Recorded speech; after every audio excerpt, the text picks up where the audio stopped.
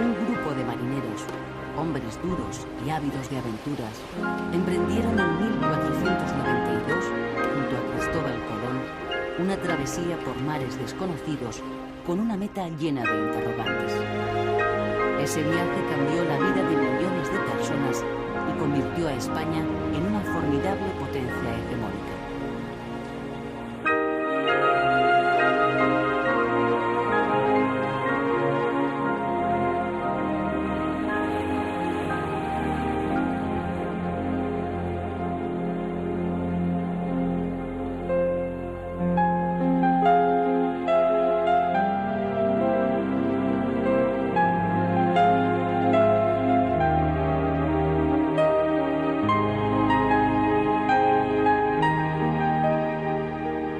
Cuando comenzaba el siglo XVI, los navegantes que contribuían a desvelar los secretos de las tierras y los mares aún desconocidos aplicaban técnicas e instrumentos de navegación muy rudimentarios a bordo de embarcaciones pequeñas y frágiles.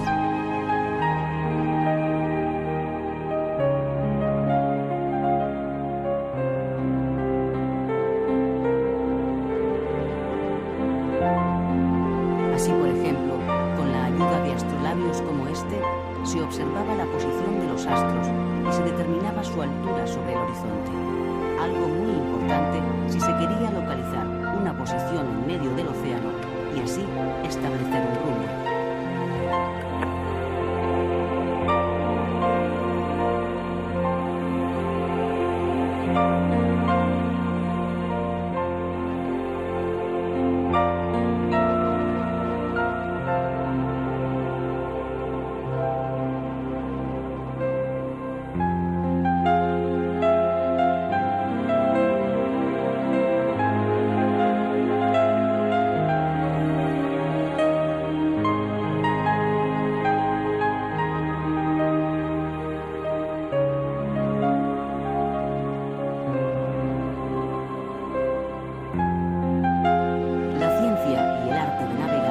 Se basaba entonces, sobre todo, en la observación del Sol y de las estrellas, y en un invento que, aunque con imperfecciones, contribuía a orientarse: la aguja magnética. No era suficiente, sin embargo, conocer los entresijos teóricos de los instrumentos a bordo del buque.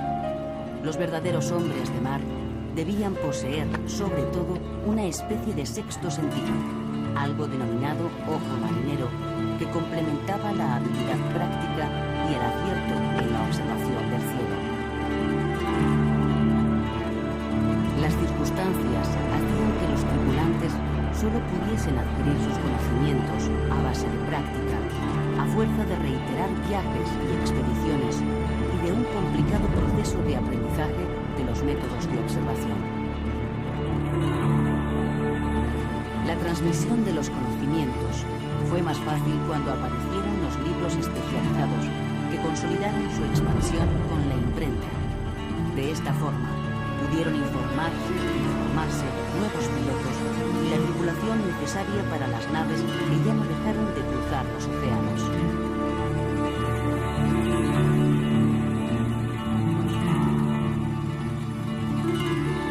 Pedro de Medina nació en Sevilla un año después de la primera salida de Colón.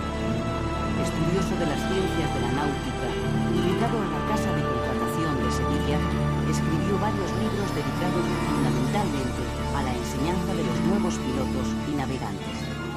Medina explica los movimientos del mar, los vientos, su nombre y su utilidad en la navegación. Escribe sobre el cálculo de la altura del Sol y las tablas de declinación para hallar la situación en el mar. La altura del Sol enseña verdaderamente el camino que el que navega hace.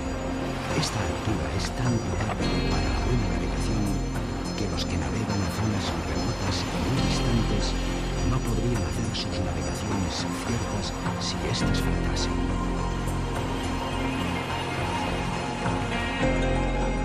La altura del Sol y sus sombras se medían en tierra con la ayuda de los relojes solares que funcionaban y aún funcionan, proyectando una sombra sobre una superficie marcada. El objeto que produce la sombra se halla dispuesto en paralelo al eje de la Tierra y la lámina en que se proyecta la sombra debe estar paralela al horizonte. Estudia Medina también la influencia de la Luna en las mareas y sobre la forma en que la altura de los polos determina los rumbos. Confirma Pedro de Medina que la Luna es un planeta en el cielo más próximo a los hombres, que no tiene luz propia y que con su movimiento con relación a la inmóvil Tierra origina los eclipses. Durante años se encargó del examen de los pilotos que debían navegar a las Indias. Su obra, pionera en la necesidad de explicar la cosmología y su influencia en el arte de navegar, está estructurada en 8 libros que dedicó a Felipe II. Unos años más tarde, otro estudioso de las ciencias del mar, Diego García de Palacio, explicaba la importancia de entender la carta de marea, las señales de los tiempos por el sol, la luna y las estrellas. Pues sin ello, ni se navegará bien, ni el que navega podrá tener buenos sucesos. Porque en estos tiempos, más aína faltan hombres experimentados, más que atrevidos. Navegando se encomienda al viento y a las tímidas horas la hacienda y cosas, y se pone la vida a 3 o 4 dedos de la muerte, que es el grueso de la tabla del navío. Navegar no es otra cosa sino caminar sobre las aguas de un lugar a otro. Este camino difiere de los de la tierra en 3 cosas. El de la tierra es firme, este flusible. El de la tierra es quedo, este movible. El de la tierra señalado y el de la mar ignoto. el mar, sus incógnitas, sus tempestades y sus misterios era solo la primera parte de los retos que debían afrontar quienes partían en busca de triunfos militares y conquistas.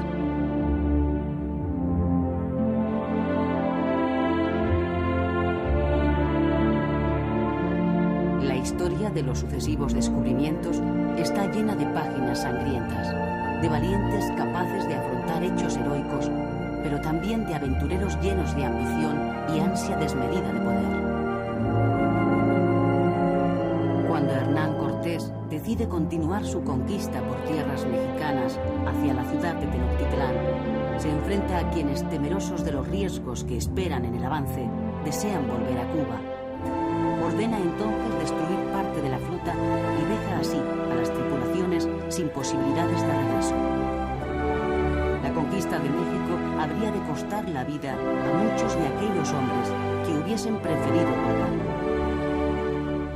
El sufrimiento fue compañero inseparable de las conquistas, también y sobre todo para los pueblos indígenas incapaces de defenderse ante un invasor mejor preparado y más poderoso.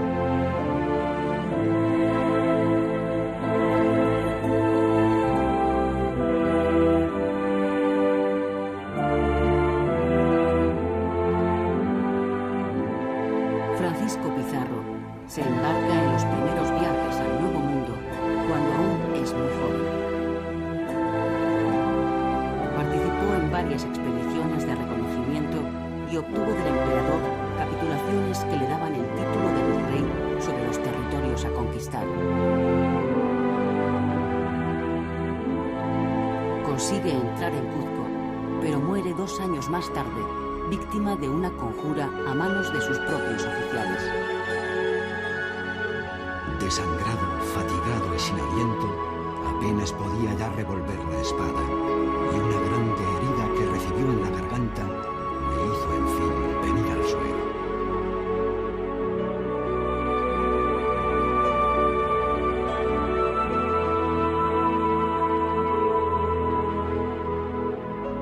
Los pioneros habían abierto caminos y aportado la información necesaria para que otras naves pudieran repetir el recorrido. Los denominados derroteros eran una versión marina de los itinerarios terrestres. Los navegantes describían una ruta determinada y registraban los accidentes geográficos de la costa a cuya vista se navegaba: cabos, ensenadas, playas, lugares de aguada, sitios donde abastecerse de víveres y leña, distancias entre puntos conocidos, dirección de los vientos y de las corrientes, dificultades y cuantos datos o noticias eran válidos para la navegación. Los derroteros fueron durante siglos la guía fundamental de los pilotos para dirigir las naves hacia un lugar determinado. La velocidad se deducía a ojo, considerando la intensidad del viento sobre las velas, los diferentes estados de la mar y del oleaje, la estela rompiente en la roda de la nave, las corrientes marinas, si eran conocidas, la marea, la carga y otras causas apreciables según la experiencia del piloto.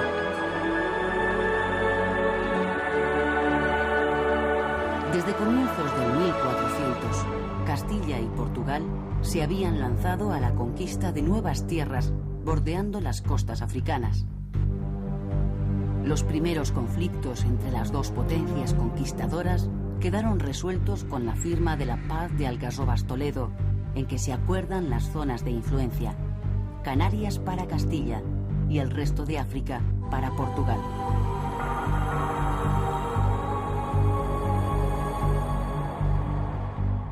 Cuando Cristóbal Colón abre la nueva ruta hacia el occidente, los reyes católicos logran del Papa Alejandro VI la expedición de 4 bulas en las que se hace donación a ellos y a sus sucesores de todas las islas y tierras firmes descubiertas y por descubrir hacia occidente y mediodía de una línea distante 100 leguas de las Islas Azores y Cabo Verde, no poseídas por otro rey cristiano antes del día de Navidad de 1492, con la obligación de convertir a sus habitantes a la fe católica.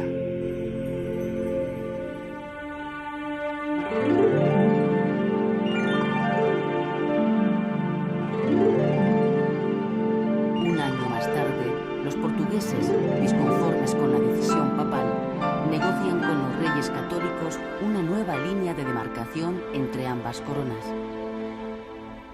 El Tratado de Tordesillas traza de polo a polo la nueva línea divisoria a 370 leguas de las islas de Cabo Verde. A ambos lados se situaban los dominios de castellanos y portugueses. Cambian los límites de los dominios, pero no la voluntad de convertir a los nativos de cada terreno conquistado a la fe católica. La Iglesia tendrá un papel preponderante en el ingente proceso social y cultural que cambió las creencias, la lengua y las costumbres de miles de pueblos.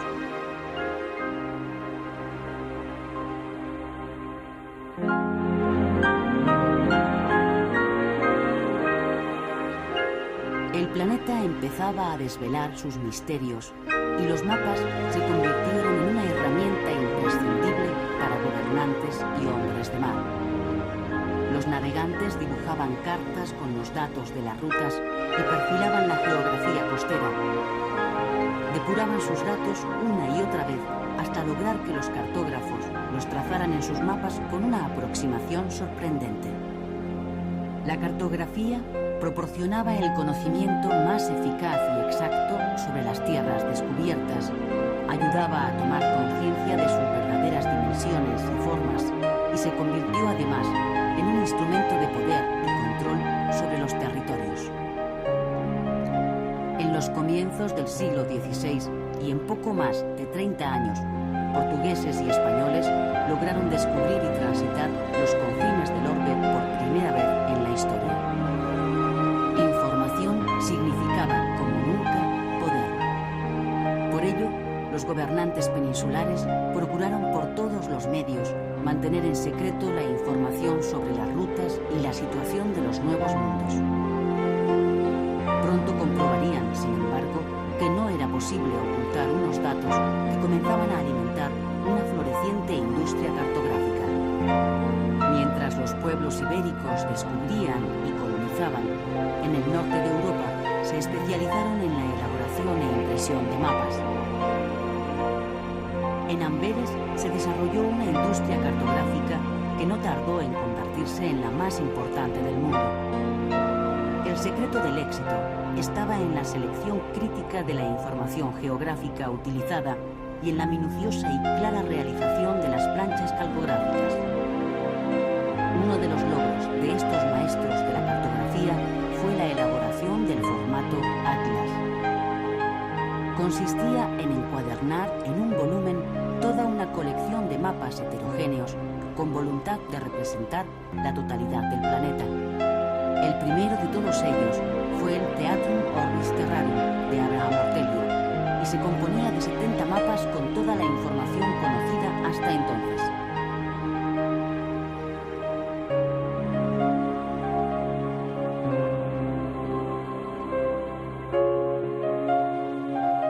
La sociedad del 1500 se abre camino de la mano de algunas mentes privilegiadas y comienzan a cuestionarse verdades teñidas de infalibilidad religiosa.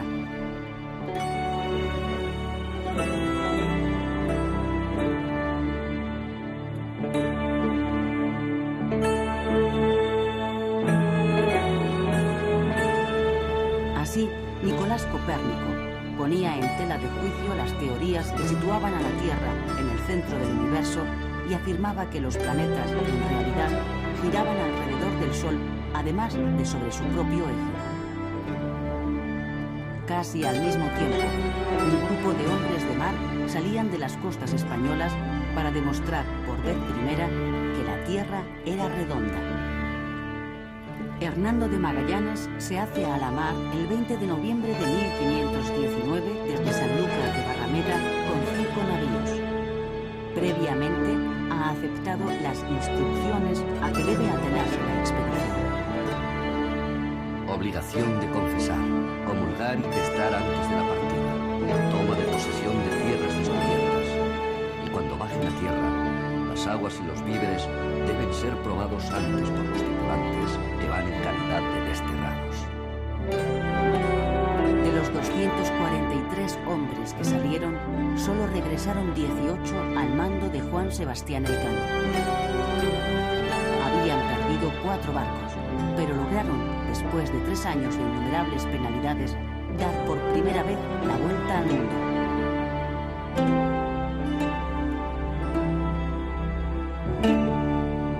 El viaje de Magallanes y Elcano y la comprobación de que la Tierra era redonda enfrentó a los cartógrafos al problema de representar un mundo esférico en un plano. Juan Vespucio publicó en Italia un mapa mundi en 2 hemisferios. De este modo, Vespucio quería demostrar cómo los meridianos del hemisferio norte continuaban en el del sur. Sebastián Caboto, navegante y cartógrafo veneciano, consideraba que se podía resolver el problema de representar una superficie curva sobre un plano construyendo el mapa con los meridianos curvos hacia los polos y los paralelos rectos. La información tan cuidadosamente guardada sobre las rutas hacia los territorios americanos fue pronto conocida por navegantes dispuestos a saquear los barcos que regresaban del Nuevo Mundo cargados de tesoros. Los corsarios franceses caen sobre las desprotegidas naves españolas y capturan algunos cargamentos de metales preciosos. Más tarde, ingleses y holandeses se incorporarán a la piratería naval. Este saqueo obliga a los españoles a protegerse organizando un tráfico de flotas que circulan con un calendario fijo, una en mayo y otra en septiembre.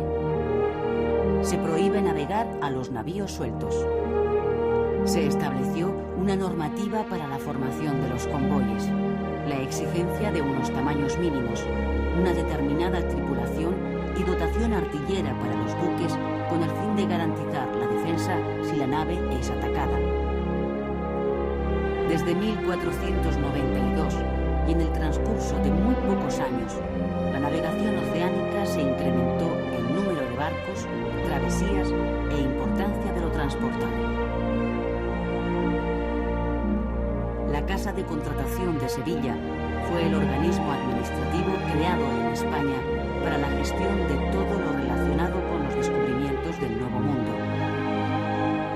Realizó un gran esfuerzo para conseguir unas cartas de navegación precisas y fiables que garantizasen unas travesías travesías seguras para las flotas que iban a las Indias.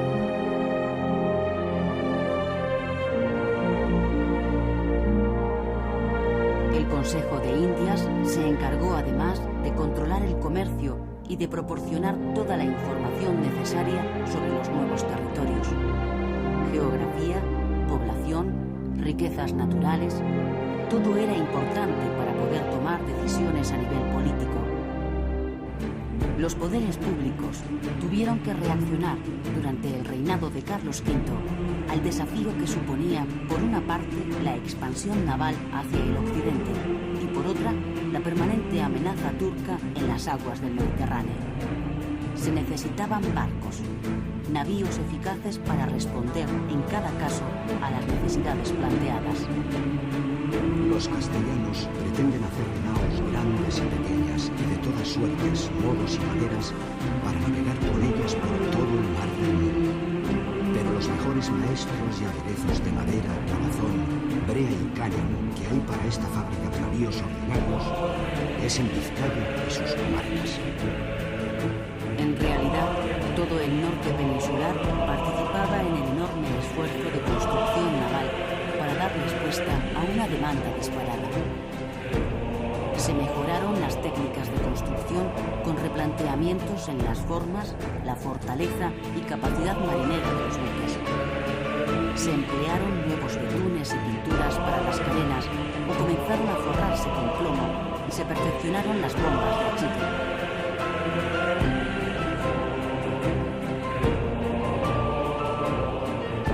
No solo era el incremento de tráfico de hombres y mercancías, sino la constante formación de armadas por parte de la corona que debía hacer frente a los problemas de la guerra con turcos y franceses y a la defensa de los convoyes mercantiles.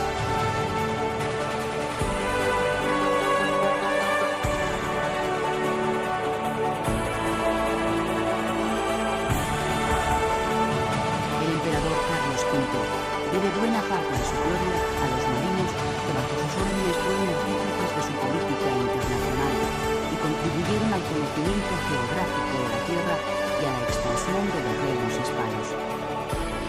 Esos hombres de mar impulsaron las ciencias y las técnicas de la navegación, perfeccionaron los instrumentos náuticos y desarrollaron la construcción naval.